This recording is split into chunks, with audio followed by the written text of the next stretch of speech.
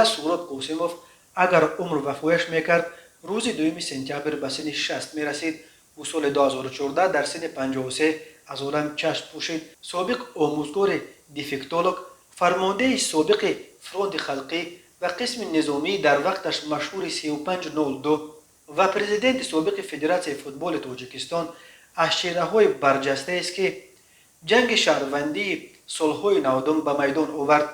روایتی است که او را حتی پرزیدنت روسیه بوریس یلتسن ورزوبسکی خیشنک نام برده است. سهراب قاسموف 2 سپتامبر سال 1961 در ناحیه سوت حالا تیمورملک ولایت کولو تولد شده. سال 1985 فاکولته دیفکتولوگ دانشکده دولتی آموزگاری مسکو را ختم کرده است. او در مسکو همچنین درس حرب تن به تن خطهای آموخته مستر کرته شده. با کمربند سیاه به تاجیکستان برمیگردد. تا شروع جنگ شهروندی معلم مکتب میانه رقم 3 در شهر دوشنبه و ترینر کرته بود. از روزهای اول جنگ فرمانده فرونت خلقی در ناحیه ایسار و سپس فرمانده اتریاد مخصوص وزارت کارهای داخله در موضع کلپسته ناحیه ورزوب تعیین می شود. از سال 1994 کماندیر بریگاد زودعمل مخصوص گردانیده شده قشون‌های داخلی وزارت کارهای داخلی جمهوری تاجیکستان می شود.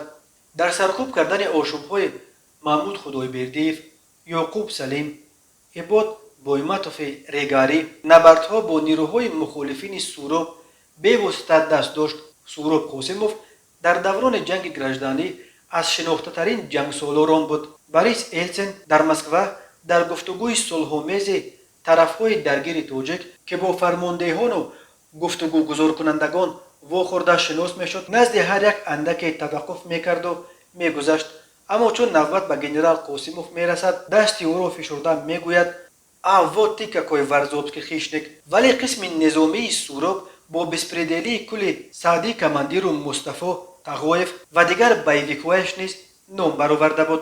در دوشنبه خانه نبود که از ستم بایویکوی قسم نظامی 3502 به داد نآمده باشد. 23 فوریه سال 2007 گنرال سهراب قاسموف از مقام فرمانده بریگاد علاهده اپراتیوی و زودعمل وزارت کارهای داخلی جمهوری تاجیکستان استعفا داده به کار ملکی گذشت. به جای او پلکوونیک خورشید محمدچایف معاون قاسموف تعیین شد. خود سهراب درباره استعفایش گفته بود که همتا مانده شدم و میخواهم برای وطن خود در مرتبه بلند بین المللی صدر فدراسیون فوتبال خدمت کنم. در اوایل سالهای 2012 کرسی فدراسیون فوتبال تاجیکستان به رستم امامعلی پسر پرزیدنت داده شد. سهراب قاسموف از یک فرمانده آشتیناپذیر فرونت خلقی به تدریج به یک گنرال جنگیده و تجربه اندوخته تحول کرد که در پایان عمرش از نقش خود در جنگ شهروندی شرم می داشت و اعتراف می کرد که ما مردم خودمان را می کشتیم.